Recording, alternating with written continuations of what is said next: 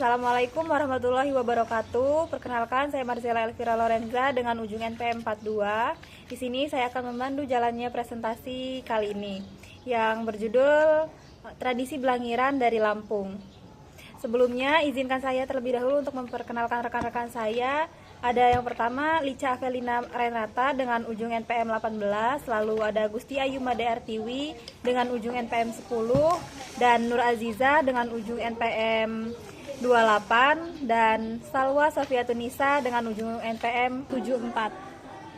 Etnosains berasal dari dua kata, yaitu etnos yang berasal dari bahasa Yunani yang artinya adalah bangsa, dan saintia yang artinya pengetahuan. Dengan demikian, etnosains adalah pengetahuan yang dimiliki oleh suatu bangsa atau suku bangsa atau kelompok sosial tertentu sebagai bentuk kearifan lokal. Selanjutnya akan dilanjutkan oleh Lica. Apa itu belangiran? Belangiran atau belange adalah tradisi ritual mandi untuk menyucikan diri yang dilakukan menjelang bulan Ramadan. Belangiran ini dilakukan di sungai. Adapun hubungannya dengan materi kimia, dalam tradisi belangiran menggunakan air langir yang berasal dari 7 mata air sungai yang ditambah dengan bahan-bahan lainnya, yang mana kita ketahui bahwa di dalam air sungai itu terdapat pasir yang mengendap.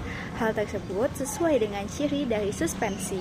Suspensi adalah salah satu materi kimia sehingga tradisi belangiran ini ada hubungannya dengan pembelajaran kimia, yaitu materi suspensi. Materi selanjutnya akan dibacakan oleh Gusti Ayu. Jadi selanjutnya yaitu cara membawa materinya ke dalam pembelajaran. Jadi yang pertama, di kelas itu dilakukan dulu pembentukan kelompok, lalu per kelompok membawa 3 sampel pengamatan, yaitu larutan gula, santan, dan campuran kopi dengan air. Kemudian dilanjutkan dengan mengamati perbedaan dari ketiga sampel tersebut, yang dilanjutkan dengan mencatat hasil pengamatan yang telah dilakukan. Lalu diketahui bahwa air adalah larutan, santan adalah koloid, sementara campuran air dengan kopi adalah suspensi. Dengan itu, kita dapat mengetahui bahwa suspensi merupakan campuran heterogen dengan ciri terdapat partikel padat yang tidak larut dalam cairan. Partikel-partikelnya yang tidak larut ini dapat mengendap jika dibiarkan dalam jangka waktu tertentu. Selanjutnya akan dilanjutkan oleh Nur Azizah. Jadi, dapat kita ketahui perbedaan dari larutan, koloid, dan suspensi. Kalau larutan itu homogen, tidak dapat dibedakan walaupun menggunakan mikroskop ultra. Sementara kalau koloid itu secara mikroskopis bersifat homogen tetapi heterogen jika diamati dengan mikroskop ultra. Nah, kalau suspensi itu dia heterogen.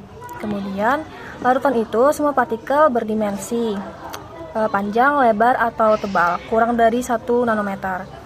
Kalau koloid itu partikel berdimensi antara 1 nanometer sampai 100 nanometer. Sementara kalau suspensi itu salah satu atau semua dimensi partikelnya lebih besar dari 100 nanometer. Nah, larutan itu satu fasa, sedangkan koloid itu 2 fasa dan suspensi itu juga 2 fasa. Kemudian larutan itu tuh stabil, sementara koloid itu pada umumnya stabil. Nah, kalau suspensi itu tidak stabil.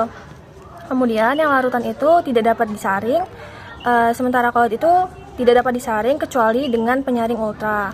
Nah, kalau suspensi itu dia dapat disaring. Contohnya itu larutan gula, larutan garam, spiritus, alkohol 70%. Kalau koloid itu sabun, susu, santan, jelly, selai, dan sebagainya.